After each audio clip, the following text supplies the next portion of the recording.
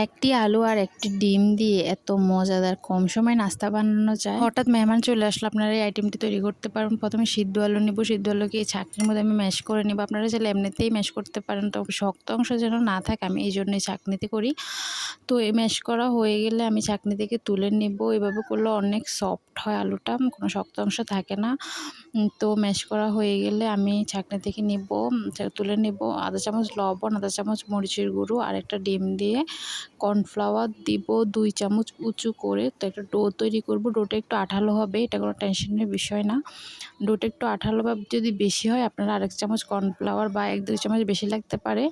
তো আমি আরও 1 চামচ দিয়ে ডোটা তৈরি করব। এই যে এরকম আঠালো থাকবে, কোনো সমস্যা না। হাতে একটু তেল দিয়ে এটাকে আমি পিঠার শেপে করে নেব। যে যেরকমভাবে শেপ করতে পছন্দ করেন আপনারা ওইরকমভাবেই করবেন। তো আমি একটু লম্বা আকারে করব, একটু সময় নিয়ে করতে হবে আর একটু ভেজালও মনে হবে, এটা কোনো সমস্যা না। তবে এই নাস্তাটি অনেক মজার, উপরে ক্রিসপি ভিতরে জুসি থাকে।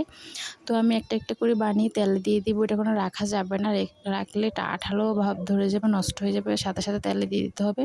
আপনারা যদি চান বেশি ক্রিসপি খাবেন তাহলে ব্রাউন কালার করে নেবেন বা এরকম সাদা কালার হয়ে গেলে উঠাতে পারবেন। তো এটা উপর দিয়ে অনেক ক্রিসপি, ভিতর দিয়ে অনেক জুসি থাকে। এত মজার, কম সময়ে নাস্তাটি তৈরি করতে পারবেন। অনেক কম সময়ে আপনি তৈরি করতে পারবেন। বাচ্চাদের জন্য অনেক হেলদি একটা নাস্তা। আমি মনে করি বাসায় সব কিছু করাটাই ভালো। এই তো ভিতরে দেখুন কি জুসি, উপরে ক্রিসপি, অনেক মজাদার এই নাস্তাটি। আপনাদের রেসিপিটি ভালো লাগে শেয়ার করবেন, কমেন্ট করতে ভুলবেন না। আজকে এই পর্যন্ত, আল্লাহ হাফেজ।